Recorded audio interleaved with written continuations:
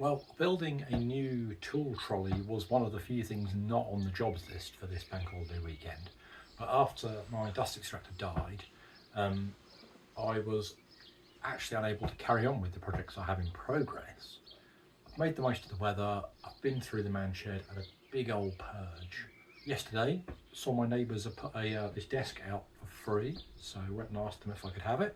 And we've started turning it into the tool cage today after a bit of time scratching my head and thinking about what I really need from it.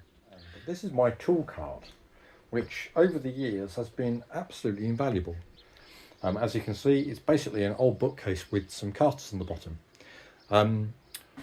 But it has a few problems. As I say, there's some bits I rarely use. It's also a little bit on the whole top heavy and wobbly side. But my neighbours were throwing out, oh, we can't see that, throwing out this John Lewis kids writing desk, which makes a really great carcass for building something new. It is fractionally wider than I would have liked, so I'm going to perform a little bit of surgery to really trim it down as much as I can. It may end up still being a little bit too wide, but I can probably live with that if I make better use of the space. Okay, so we've lost a little bit of a puppy fat from the desk itself, trimming the front back to reach the drawer and the sides down, so reduce the width fractionally, shaped about, only about 4 centimetres off. And then this is the wheelie base / bottom shelf that I'm gluing up.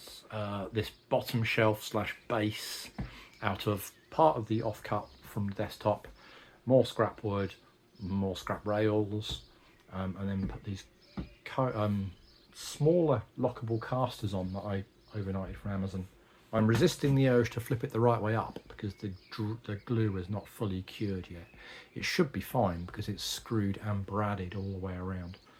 Tomorrow I'll have the fun of flipping it and I can start working on the top shelves. Okay, so we're the right way up now. Time to do a bit of sanding, which means I can try out my new dust extractor.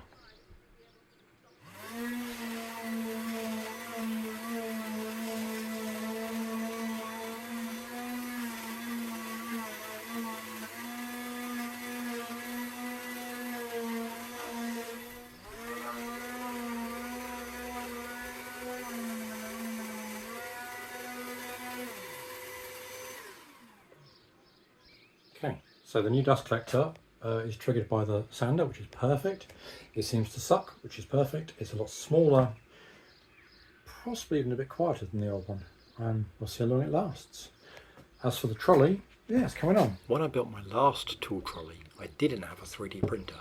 So in the downtime this week, whilst paint and glue have been drying, I've been printing up some holders for various things like sockets and screwdrivers to deck out the new cart with. I just take measurements of what I think is going to hold them, 3D print the holder, and then fix that to something solid like a bit of plywood like I am here. And then I can put everything I want on. And because I now know roughly what tools I use regularly, I can make them bespoke and useful, like this one, for my tool sockets. Okay, so the first set of features are complete on the replacement tool cart. Wasn't on the list of things to build, but I'm very pleased to have acquired this desk base free from the neighbours, which has become the main part of the carcass. It's on casters, it's got a bottom shelf for the general stuff. Actually, as well as all the paints being down there, there's really I've put some small tools like the random orbital sander and my polisher in these bags hanging off those hooks up there, which is a great way of keeping those tied in out of the way.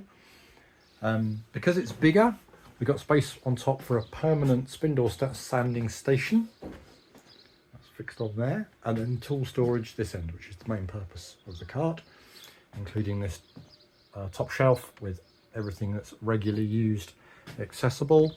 And then on this end we have the inevitable clamp store. Quite pleased with the tool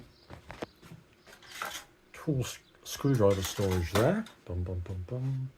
And then on the front here we have a drawer with measuring tools and wood screws, which were previously in a box over there. So now these are much more accessible.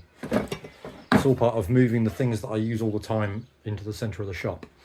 And it's on casters, so I can